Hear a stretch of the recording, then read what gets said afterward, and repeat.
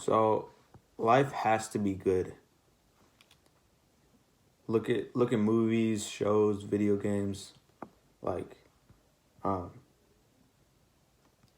it has life has to be good because those movies and stuff, they're replicating life. You know.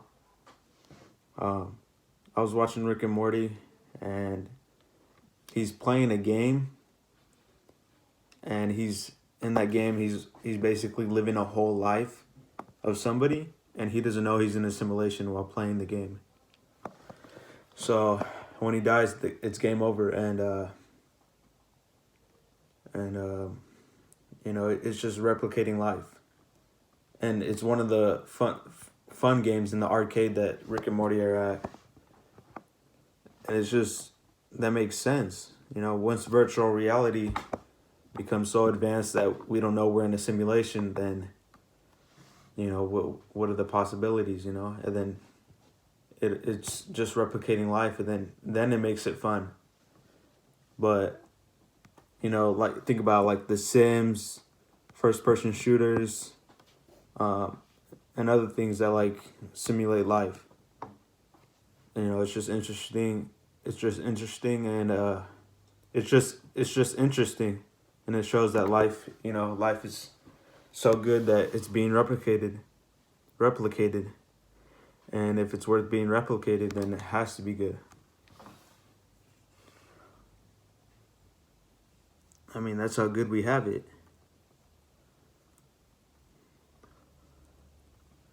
You can make a movie that is so far beyond anything like life we have right now, but people are still going to try to relate to it and try to find some sense of it just so they can understand it.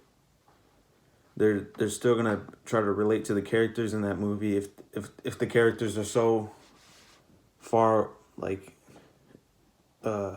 different from anything in real life. And even the movies that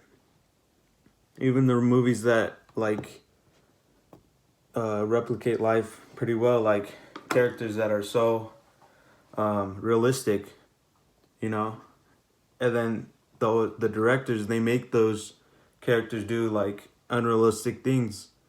That's why it's called movie magic, and that's why we like those movies so much, because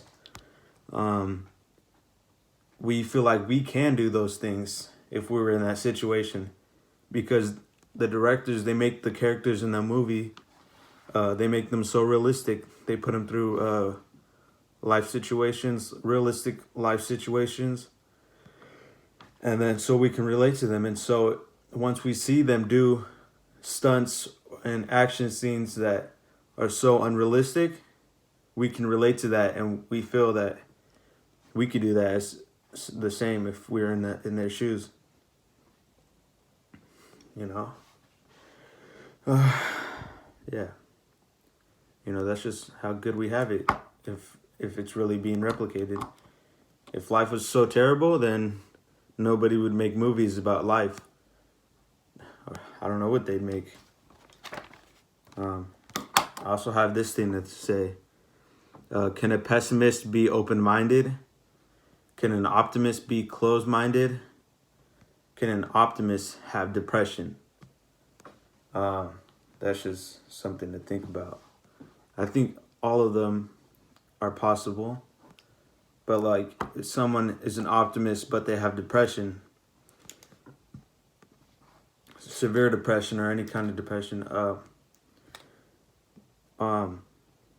they could still be sad, but they could still be optimistic about life. They could probably still be an optimist. If they're sad, they'd just be sad in that moment. But in their mind, they'd probably be thinking, it'll get better. I don't know. It's just something to think about. Because that's what optimists do. They hope for the best. But with someone with depression, they always are depressed.